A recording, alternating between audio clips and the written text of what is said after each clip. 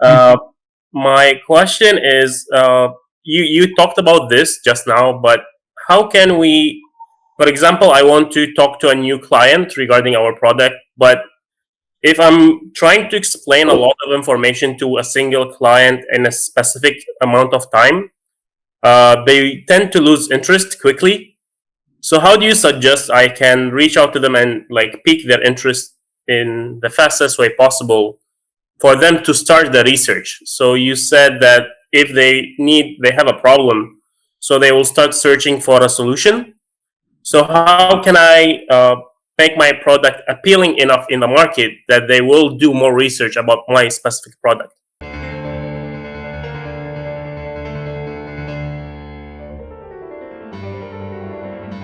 Okay, all right. So there are two things, Abdullah. One is that you are handling a new product, or it's already established product in the market. It's a new product. It's a new product, yes. Okay, okay, all right. And these are new clients. Okay, all because it's a new product, so you are trying to acquire a new set of clients. Okay, so you have your prospect list, or you account mapping you have done completely, that who are your prospects. Yeah, I do have some prospects, but Okay. the way I collecting the prospects is not the way that you mentioned. Is the traditional way of collecting prospects. So Okay. it's the Okay. companies that might need this kind of Okay. Okay. product, but they did not reach out to me yet. Okay, okay, okay, okay. So you can start off with a very, very small step. Okay, I'll tell you step by step how you can approach this. Okay, first you have to create a communication around your product. So for that, there are two ways. You have to create communication about your product. So first communication, you have to one three level communication you have to create. You can take help of your marketing team, or you can create yourself. It's very simple. So there has to be three level of communication. Level one, you have to introduce the solutions you offer. Okay, only talk about solutions. For example, I don't know which industry or which so you have to what your product addresses. Okay, so you one first level will be solution one, solution two, solution three for these set of problems. Okay, this could be first level. Second level, if you know your prospect base and their industry, and you can anticipate that what are their problems, to which you have a solution through your product. Second level has to be specific to that account and list down their problems and your solutions offered. Okay, and with each mail you have to create a reverse loop. Okay, when you send the first email to them, you have to create a feedback mechanism, something like that, so that they interact with you. So maybe you ask them to revert with their set of problems, or what problems they are facing, and then building on that, you can send them a second level of communication, which I explained, tailor made to their needs. Okay, and the third communication has to go as a follow up communication. So you can use simple email, no other, we try start with email as a first step, as a starting step. Okay, and the third level of communication will be, you ask them to virtually connect with you, or physically you can go and meet them and discuss in detail about this. So I think you can, as a starting point, just try these three. I think should work. I hope so, because I am not very clear about type of industry, type of product. So I can give you a generic suggestion which generally works. Right? John, you would like to add anything more? I think it was a pretty interesting part, because different clients has different way of answering to different kind of, when it comes to sales process. So some like to be more on phone call, some like to be on emails, and so main mission is about picking up what particular product or particular problem the potential client is facing, and have a direct discussion on that one, and showing that how the solution will be providing. In a sales process, it's normally start with always number one is about building the credibility, and then the second step is about building the trust, and then the proposal. If you're shooting your proposal, means your sales quotation, not even contracting, if you're shooting your proposal before building the trust and without building the credibility, that means you send a proposal way before and it has a high risk that you will not be picked up, even you collected the requirements.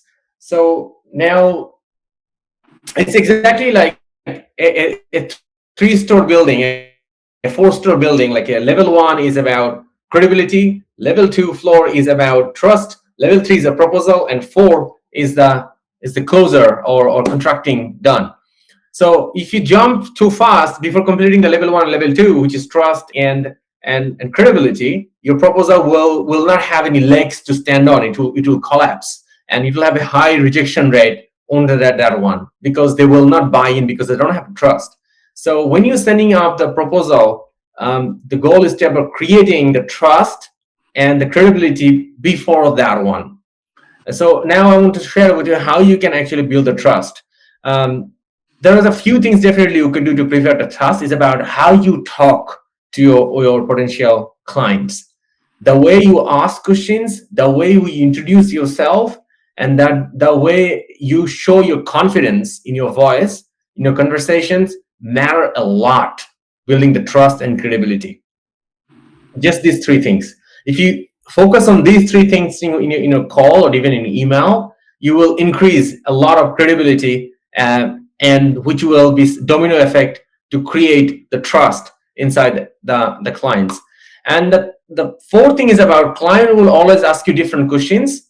One of the key questions they will be asking you is about the pricing. And if you're in B2B space, is about you will never disclose a price in the phone calls. It's always gotta be much later, but you will be trying to figure out the level of interest and the level of budget they have for this particular problem. And then it's not about just tailoring your product need to that one, but understanding that or the level of urgency and level of budgets, which will help you to construct a proper proposal. It doesn't mean that your proposal need to fit to their budget, because a proposal is it's about your quality of product you're going to deliver. Like an example, if you're one candy you're selling $1, another candy is sell in $5. So people, when they will see the price, immediately they will think that the $5 candy is better than the $1 without even trying it. But here's the point: there's a lot of people will not afford to buy $5 candy, so that's why they will choose the number 1. So that's the why you, as a sales B2B person, is your tactics about understand what is the problem, the level of urgency, and the level of budget they have. And the 3rd thing I want to talk about is this one is about sales is all about yes, right? So there is no in the sales. Somebody is saying no means it just level of interest is going to go up. Like an example, you are selling a particular product and they already have that product provider already in place, but there's no guarantee in 2 months or 3 months later that sales provider and the client's relationship will not decline, or they will not be having satisfied with their clients, or they probably that partner go out of business, or maybe the new client the client has a new demand and they don't want to give it to them. There's a lot of things happens, right? Even like think about, you have a friends, there's so many friends got married and you say they are so happy and then they got divorced. So even a marriage getting divorced. So just think about a B2B sales with other clients. They are not having the level of interest is low, but doesn't mean that they will not be a client. So what you could do with this one, you use the compound effect to make sure that you always stay the relationship with them and stay on top of their mind. And the way to do this one is about giving best possible values all the time. Always give them value. Whatever you have, package it up and give them. And if you could give it for free, that's the best thing to do and valuable thing. And if you keep doing this one, in a matter of time, when they are in need and their partner collapse or there's new, you will be the top of the mind and they're going to call you or they're going to email you. So that's how it works. Abdullah, do you want to ask a related question about this one? No, I think you explained it well enough. Thank you so much. Thank you for both of you.